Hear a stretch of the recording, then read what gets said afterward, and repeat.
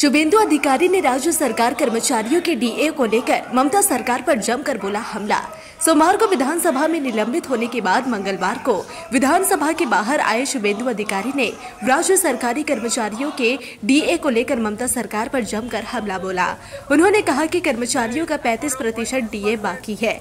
अभी तक 7वां वेतन आयोग लागू नहीं किया गया है, जबकि केंद्र सरकार ने 8वां वेतन आयोग लागू कर दिया है। आपको बता दें कि पश्चिम बंगाल विधानसभा के बजट सत्र के दौरान नेता प्रतिपक्ष शुभेंदु अधिकारी समेत 4 भाजपा विधायकों पर कार्रवाई की गई है। भाजपा विधायकों को विधानसभा से 30 दिनों के लिए निलंबित कर दिया गया है। अधिकारी के अलावा विधायक अग्निमित्रा पॉल, विश्वनाथ कार्क और बंकिम घोष को निलंबित कर दिया गया है। वहीं दूसरी ओर राज्य विधानसभा के अध्यक्ष विमान बंदोपाध्याय ने विपक्ष के नेता को एक बार फिर चेतावनी दी है, क्योंकि स्वाधिकार हनन नोटिस मिलने के बावजूद वह अपने रुख पर अडिग है। विधानसभा लॉबी में पत्रकारों से बातचीत के दौरान विमान बंदोपाध्याय ने कहा कि विपक्ष का रवैया बेहद दुर्भाग्यपूर्ण है, लेकिन विधानसभा कमजोर नहीं है।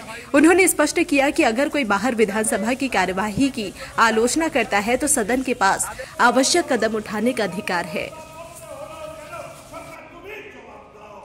विधानसभा लिखे दिते पारतो जे एखोनो 35% डीए बाकी, 7th पे कमिशन হয়নি। এটাতে 4% জন্য যারা চামচারা লিখেছে তাদেরকে বলছি 35% সরকারি কর্মচারী ডিএ বাকি, 35% 7th पे কমিশন হয়নি, সব রাজ্যে হয়ে গেছে। কেন্দ্রীয় সরকার 8th पे কমিশন করেছে। পুলিশকে বলি রেশন বন্ধ হয়েছে, ইউনিফর্ম বন্ধ হয়েছে। এই চামচামি বেশি দিন চলবে না। গরিব খাদ্য এই ধরনের বিবৃতি দিয়েছে সেটা সম্পূর্ণ সংবিধানের পরিপন্থী। অনেকে অনেক কথা বলেন, সমালোচনা করতে পারেন, ব্যক্তিগতভাবে আমাকেও সমালোচনা করতে পারেন, কিন্তু সংবিধানের মূল কাঠামোতে কুঠারাঘাত করে বিবৃতি দেন কর্মাহত আপনাদের বেশি, আপনারাও কর্মাহত হয়েছে। এখানে আপনারা যারা সাংবাদিক বন্ধুরা রয়েছেন, আপনি বলুন তো, আপনারা তো বিধানসভায় আসেন, আপনার জাতি ধর্ম নির্বিশেষে বেছে বেছে আপনাদের কার্ড দেওয়া হয়। উনি কি কথা বলছেন ওখানে যে মোল্লাতন্ত্র? আমি তো বুঝতেই পারি এইসব কথা কি মানুষের কানে। আমি তো বলছি যে ধরনের প্ররোচনা উনি দিচ্ছেন, পশ্চিমবঙ্গে যে এখনো শান্ত আছে এটা যথেষ্ট। ওনার প্ররোচনাতে যদি কেউ পা দেন তাহলে পশ্চিমবঙ্গে অনেক বেশি অশান্তি হতে পারে, এটা ওদের বোঝা উচিত। ওরা যদি দায়িত্বশীলতার সঙ্গে কাজ করতে চায়, ওদের এই ধরনের বিবৃতি দেওয়া বন্ধ করা উচিত এবং মানুষের কাছে ক্ষমা চাওয়া উচিত।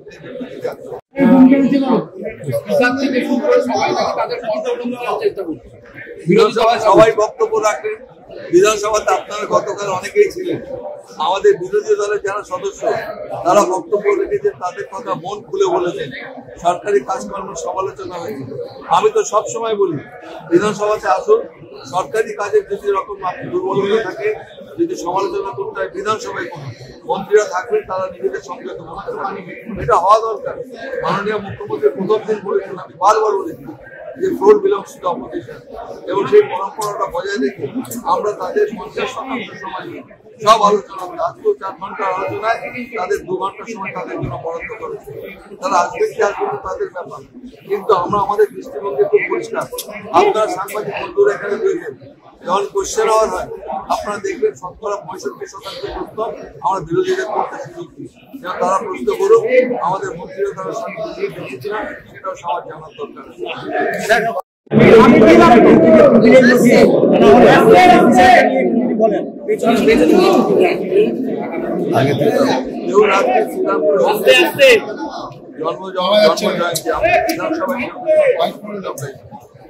আমি প্রত্যাশা করেছিলাম আপনারা হাতে একটু সবাই শান্তিপূর্ণভাবে অনুষ্ঠানটা আপনারা দেখবেন, কিন্তু যেভাবে চিন্তা চেঁচামেচি হলো, আমাদের যারা গান গান করছে বিধানসভার তারাও তাদের গান গাওয়া হলো ভালো। যদি বিধানসভা শুধুমাত্র বিধানসভা সংক্রান্ত খবরই নিতে হয়, পরেও তো আমরা নিতে পারতাম। আজকে আমাদের একটা প্রিভিলেজ মশাল এনেছেন। আপনারা জানেন আমাদের পরিষদীয় দল থেকে সৌগত চট্টোপাধ্যায় এবং অন্যান্যরা আমাদের চন্দ্রা ভট্টাচার্য এবং গতকাল আপনাদের টেলিভিশনে একটা সম্প্রচারিত খবর, যে খবরটা বলে আমিও ব্যক্তিগতভাবে খুব মর্মাহত হয়েছি। আমি অবাক হয়ে গেছি যে আমাদের ভারতবর্ষের গণতন্ত্রের যে মূল কাঠামো, যেটা সংবিধান এবং সেটাকে আঘাত করে যে ধরনের ব্যক্তি দেওয়া হয়েছে, এটা আমরা সুপ্রিম মর্মাহত এবং সেই পরিপ্রেক্ষিতে ওই নোটিশনটা দিয়ে আজকে আমাদের সরকারের পক্ষ থেকে একটা প্রিভিলেজ মোশন আনা হয়েছিল, সেটাকে আলোচনা হয়েছে এবং প্রিভিলেজে আমি সেটা এক্সামিন করে দেখেছি। স্ট্রং প্রিভিলেজ কমিটিতে পাঠিয়েছি। নেক্সট সেই অধিবেশনের আগে যেন উনি একটা রিপোর্ট দেন, সেই ব্যাপারে আমরা